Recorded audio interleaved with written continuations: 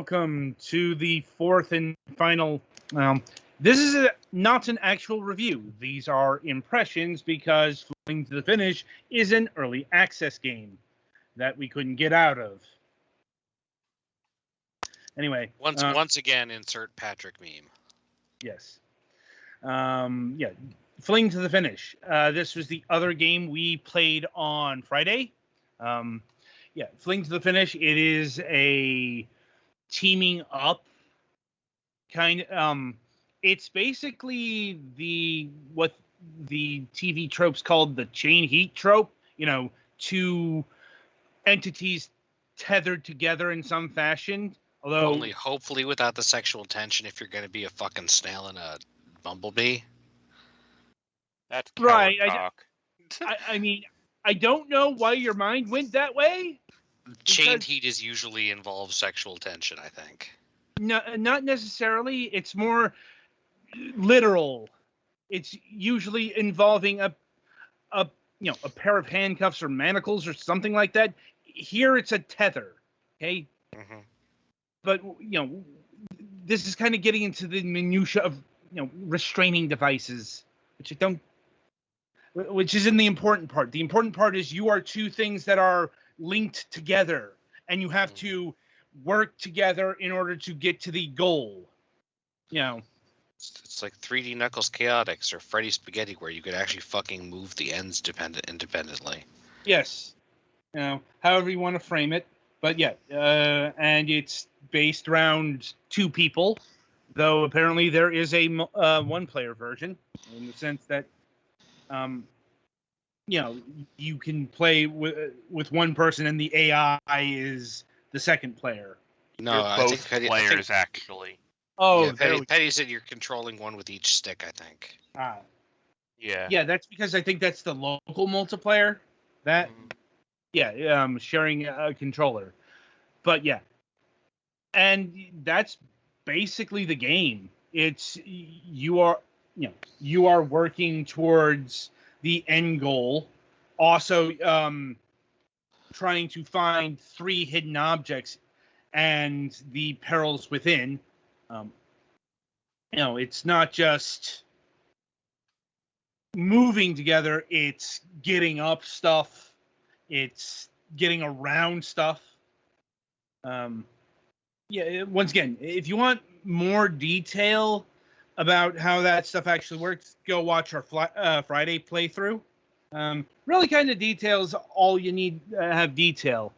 And I suppose, the big question is, how did it all come together? Shockingly well, especially for an early access title. Like, I was fully expecting to hate this because it's a physics-based thing, and we've had our fair share of physics-based platformers and the like on the program, and they're usually shit. Well, for a lot of physics-based platformers, the entire gimmick of the game is, ha! The entire challenge of this game is that we've made the controls terrible. I know. Still, I don't care if it's intentional or not. Play it and get laughed at. It's still shit. See, fans having novel ideas for how to use the ability to suddenly stick in place too, which is nice because if you have that kind of ability, it should be used for something and not only used as a here I'll hold while you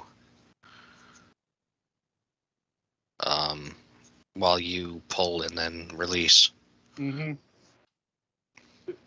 Well, point is, this is designed to work with two people as you go through the worlds and realms, and not sure if this is if the early access is in regards to content. Didn't really look up the kind of roadmap, but it does look like later on you actually get to attack. Mm-hmm. So, and things do get more complicated with we didn't go through the plunger level, because whatever gimmicks the stage has, it didn't really fundamentally alter the experience of what you were doing. Mm-hmm. But yeah, it was all really solid. Like this isn't a troll game. This isn't. Yeah, the physics and the movement are shit for the reasons that you said. This is an earnest game that wants you to actually move forward, and the game feel, as they call it, was really good. Once again, especially for an early access title. Once again, don't know how much of the early of access this is. Like if this is just staying here for a few weeks, or if it's staying for like half a year to a year. Once again, that's the kind of thing you find out if they don't have a roadmap, if they are open to a developer interview. Have not asked. But yeah. And once again, the graphics are impressive, and this is much more complex than what I was expecting. Like, it looks really good. That's basically what I'm coming down to in this game. Everything was a lot better than I was expecting. That's chalk it up to the job. We play a lot of shit games on this review series. Yeah, and I mean, again, if you're talking about the base mechanic reminding you of Knuckles Chaotix is not usually a strong sign of a good play experience incoming. No. Not usually. But hey, once again, the level design seems to actually use the mechanic in a fairly interesting way. And unlike, for example, Freddy Spaghetti, you actually the individual characters aren't ridiculously hampered by the fact that they're tied together. Right. Yeah, that's the other thing. That's because the creatures in question, they don't hate each other.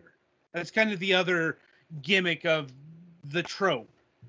It's two adversaries linked up together in some fashion, and they have to work together even though they hate each other's guts. None of that here, unless that animosity is in real life. And if it does exist, then I'm questioning why you're playing with your enemy in the first place. Mm-hmm. It doesn't make sense. Anyway, Petty, any additional commentary to add here? I guess the only thing really to note is if your character's tether gets cut, you both die. Right. Not shocking. Yeah. But again, the fact that they use it for that zip line thing in the previous stage, it's they're actually. It seems less arbitrary than it does in some other things. Uh-huh. You're actually doing stuff with it. Well, I mean, I think that's the point. Mm-hmm. They have a mechanic. That is a that is a fucking Banjo-Kazooie living TNT box. It's fine. What's the worst they can do to me? I just saw the eyes on it. I'm like, whoa, that was not what I expected. Yeah. Anyway, as far as the damage goes, this game is currently priced at $18.03.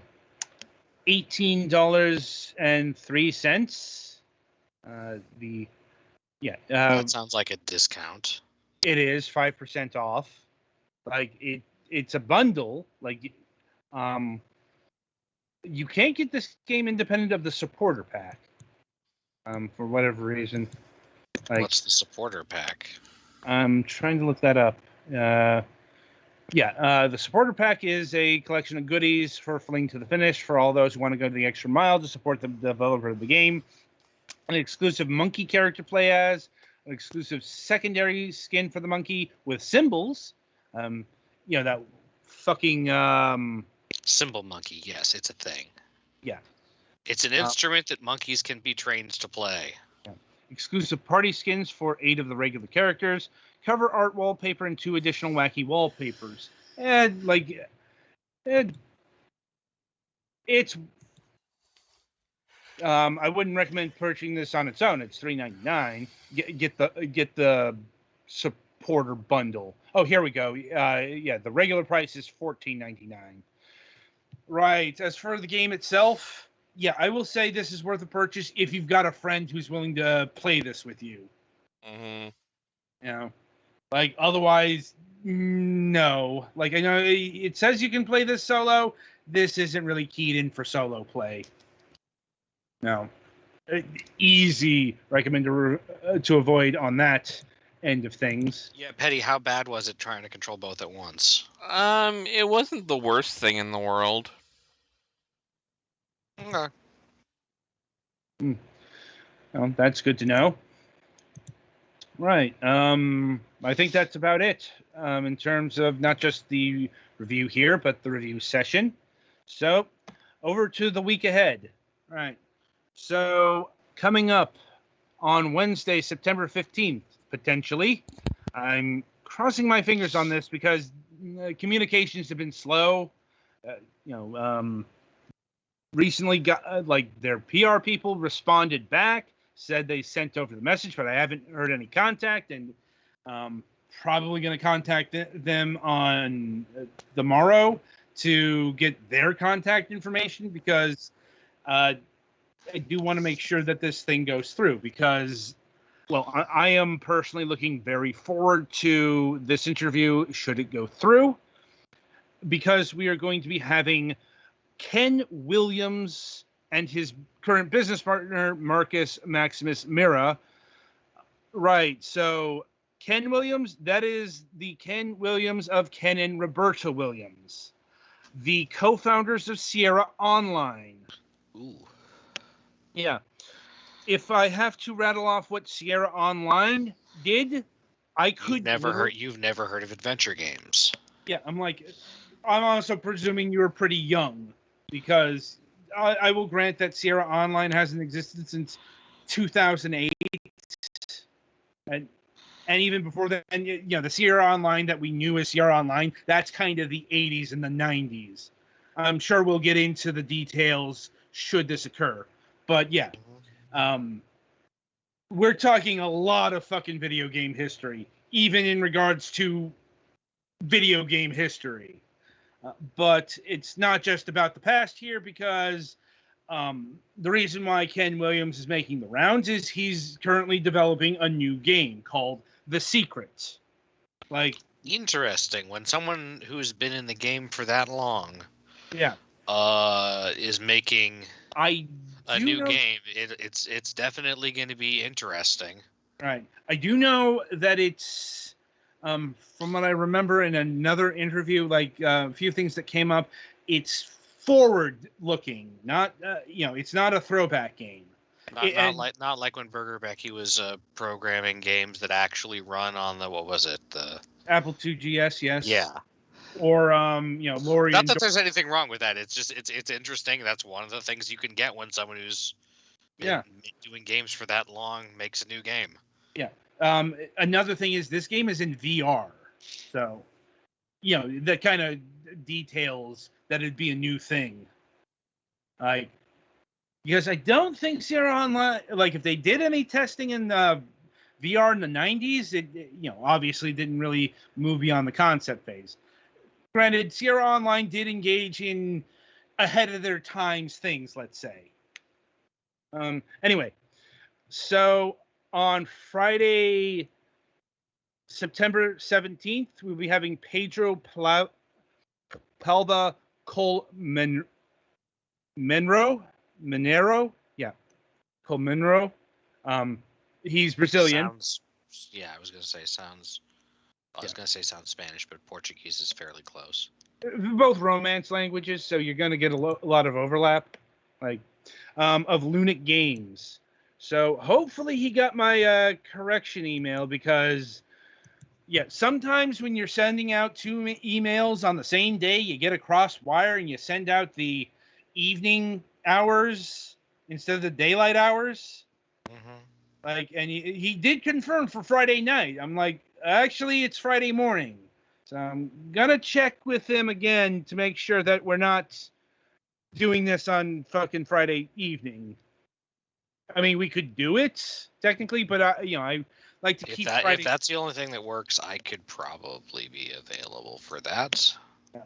So just I will say that's my oopsie. It's not the first time I've ever made the scheduling mistakes. Once again, especially when you're sending out both things on the same day. Like, oop.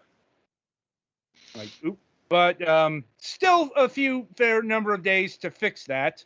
In regards to the last news desk on the left, things are looking iffy this week.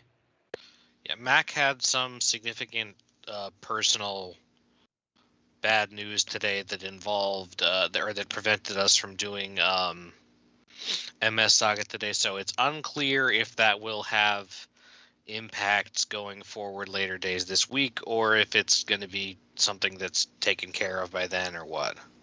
Yeah, so it's basically not only do we not know, I'm willing to bet paper money that Mac don't know right now. But it is a thing that could affect last news desk this week.